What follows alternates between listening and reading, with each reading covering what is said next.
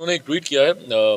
अब वो किस तरीके से आ रहे हैं, एक राजनीतिक दल बनाकर आ रहे हैं। देखिए, बिहार की राजनीति में कहीं ना कहीं उनकी दिलचस्पी रही है और पिछले चुनाव में 2015 के चुनाव में ख़ास तौर पर उनकी बहुत सक्रिय भूमिका पार्टी के साथ एक पार्टी के साथ उनकी बहुत सक्रिय भूमिका जनता। नमस्कार, आप देख रहे हैं धा न्यूज और मैं हूं अभिषेक मिश्रा।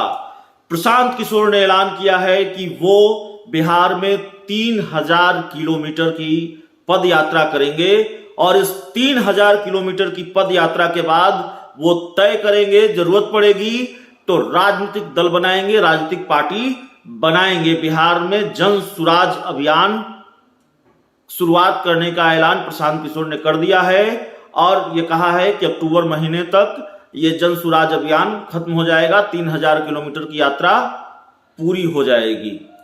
प्रशांत किशोर अपनी राजनीति की दूसरी पारी फिर बिहार से शुरू करने जा रहे हैं।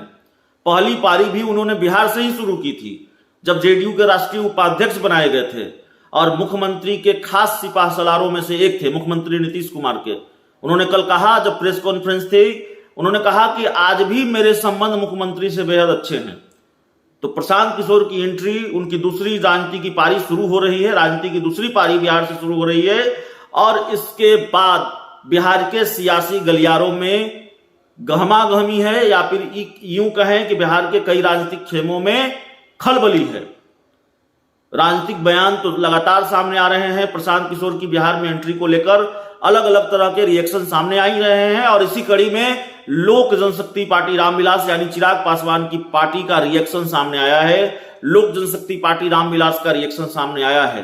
पार्टी के राष्ट्रीय प्रवक्ता हैं धीरेन्द्र कुमार मुन्ना। उन्होंने कहा है कि प्रशांत किशोर बेहतर सीईओ साबित हो सकते हैं लेकिन सीएम नहीं। प्रशांत किशोर मुख्यमंत्री नहीं हो सकते, वो बेहतर सीईओ हो सकते हैं।